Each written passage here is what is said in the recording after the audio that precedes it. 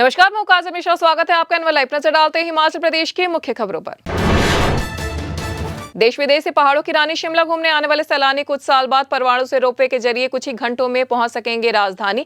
परवाणु से शिमला के लिए रोपवे का किया जा रहा है निर्माण। 38 किलोमीटर लंबा रोपवे बनाने के लिए रोपवे कॉर्पोरेशन ने औपचारिकताएं पूरी करना कर दिया शुरू।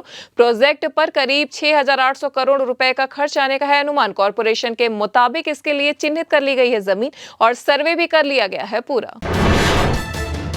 हिमाचल में 2 मंत्री हो सकते हैं ड्राफ्ट। शिमला संसदीय क्षेत्र को दिया जा सकता है यह झटका। इसे राज्य मंत्रिमंडल में फेरबदल करने की है तैयारी। जहां कैबिनेट के अंदर लाए जा सकते हैं 2 नए चेहरे, तो मंत्री के रिक्त चल रहे एक पद को भी जा सकता है भरा। फिर से शिमला संसदीय क्षेत्र को ही नए चेहरे के रूप में दिया जा सकता है एक मंत्री। मंडी और कांगड़ा संसदीय क्षेत्र को दिए जा सकते एक मंत्री के तोहफे। हिमाचल में जिन दवा उद्योगों के 2 या इससे अधिक सैंपल हुए हैं फेल, तो उन्हें किया जाएगा ब्लैक लिस्ट। स्वास्थ्य मंत्री डॉक्टर कर्नल धनीराम शांडिल ने कही यह बात। स्वास्थ्य मंत्री ने दिया बयान कि प्रदेश में ऐसे हैं 20 उद्योग जिनकी दवाओं के सैंपल बार बार हो रहे हैं फेल। उन उद्योगों की उनके पास पहुंच गई है सूची। अब सरकार इन पर कार्रवाई की कर रही है तैयारी। ऐसे उद्योगों से प्रदेश की छवि हो रही है खराब।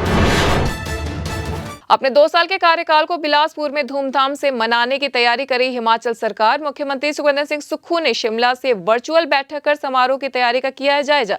बिलासपुर के कहलूर कॉम्प्लेक्स लूड़ू में होने वाले समारोह में सरकार की उपलब्धियों और प्रगति को किया जाएगा प्रदर्शित। सीएम सुक्खू ने सभी तैयारी पूरी करने के दिए निर्देश। एचपीटीडीसी के कर्मचारी पेंशनर ने निगम के चेयरमैन आरएस बाली पर लगाए थे गंभीर आरोप। निगम कर्मियों ने शिमला में प्रेस कॉन्फ्रेंस करके बाली को ही बदलने की थी मांग और उन्हें निगम की कंगाली के लिए बताया था जिम्मेदार। पांवटा साहिब में आज किसानों ने किसान आंदोलन दिल्ली की चौथी बरसी पर संयुक्त किसान मोर्चा के आह्वान पर किया प्रदर्शन। केंद्र सरकार के खिलाफ की नारेबाजी। विश्राम गृह से शुरू होकर एसडीएम कार्यालय तक निकाली गई रैली। किसानों ने एसडीएम को मांगों को लेकर सौंपा एक ज्ञापन। इस दौरान केंद्र सरकार के खिलाफ भी लगाए गए नारे। मनरेगा के जरिए अब हिमाचल के किसान औषधीय पौधों की कर सकेंगे खेती। इसके लिए उन्हें मनरेगा कार्यों में डलवाना होगा प्रस्ताव या खंड विकास अधिकारी कार्यालय में करना होगा आवेदन। कार्य के लिए 1 लाख रुपए तक जारी होगा बजट। इसमें 60% लेबर जबकि बजट का 40% हिस्सा औषधीय पौधों और बीज पर होगा खर्च। कोरोना महामारी के बाद लोगों का औषधीय पौधों की ओर बढ़ा है रुझान। औषधीय पौधों तथा उनके बने उत्पादों की भी बढ़ी है मांग। हिमाचल हाईकोर्ट के आदेशों पर एचपीटीडीसी जिन होटलों पर जड़ेगा ताला, उनमें से कई होटलों में लोगों ने शादी की कर रखी एडवांस बुकिंग। इसके लिए निगम ने पहले एडवांस में जमा कर रखा है पैसा। लोगों ने इन होटलों के नाम से शादी के छपा रखे हैं कार्ड, मगर कोर्ट ने आदेश के बाद लोग भी हैं दुविधा में। हाईकोर्ट ने इन होटलों को घाटे का तर्क देकर बंद करने के सुनाए है फरमान। ऐतिहासिक आइस स्केटिंग रिंक शिमला को ऑल वेदर इंडोर रिंक में बदलने की शुरू हो गई प्रक्रिया। पर्यटन विभाग ने परियोजना के लिए 35 करोड़ रुपए के आवंटित कर दिए टेंडर।